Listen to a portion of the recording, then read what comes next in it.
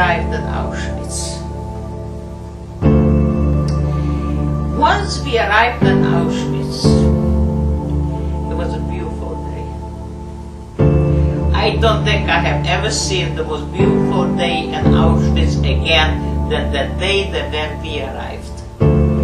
Maybe because the older and older inside we got out from there or something, but the day was very beautiful. The sun was shining just as beautiful as you can see it. The gypsies were performing.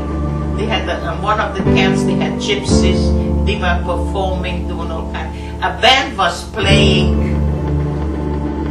It was, if you go in and a fire is all telling you.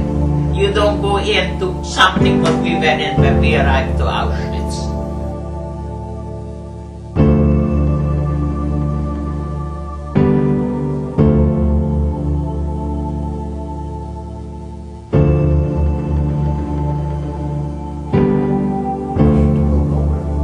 Because death is like, if you take a piece of paper, rice paper, thin rice paper, that's how close you are to the other side. It's that close. It's not a great distance away. It is just a breath. Just all you have to do is just stop breathing, and it's there. You're gone. It just doesn't take long. There's no reason to fear it. But if we lived longer, we would appreciate life more.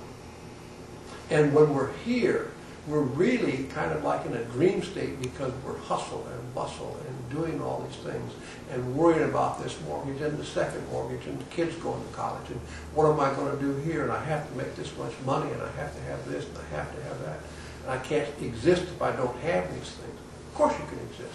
You can exist without all of that. And when you go to the other side, that's where life really begins.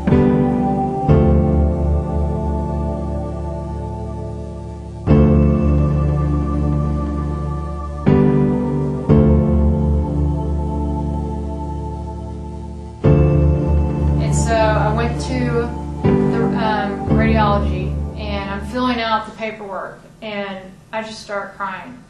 And there's nothing, it's not like I'm hurting, I'm not making that ugly cry face, I'm just crying. And the technician asked me, he said, he was talking about whatever, and I asked him, I said, how do I check myself in the hospital? Because if I go home tonight and go to sleep, I'm not going to wake up tomorrow. And the radiologist says, and the radiologist called me in there, and he said, Meg, when was your last chest x-ray? And I said, I've not had one. He said, well, there's a huge, it was just white. The whole x-ray was white. And he said, you have a large mass in your chest. The whole scheme of things, I'm always asked this question is, what is the key to motivation? And what is the key to really have that life that you want and to really have a purpose? And the first answer to that question is one, having a purpose. Having an idea of what it is you really want to accomplish and how you see yourself. And that's starting with a purpose statement. But you know really what motivation is about? To me, it's death. It's death. Because it's not about how long you live. I filmed a documentary, started filming this year, and I interviewed people who had the will to live. People who were Holocaust survivors. People who were Vietnam vet, POW survivors. People who were cancer survivors. I interviewed people who had died and came back and talked to them about their shape and their change in their lifestyle and their mindset. We also interviewed people who are currently dying. And you know what everybody came back, the one thing that we walked away with this whole thing was, everybody said, we have a purpose. And it's when you forget and you lose sight of that purpose is that when you don't have any direction. And when you get frustrated and you get struggled and you're getting down, you're thinking, I can't do this, I don't have the drive. You got to live life as if you're going to die, because the minute you were born, you began to die. And it's not about how long you live. And that's another thing. We talked to kids that were dying. You know what? It was amazing that a 5-year-old child can die that has this mindset about life and purpose, and they know that, but people who are 80 years old laying on their deathbed have never figured it out.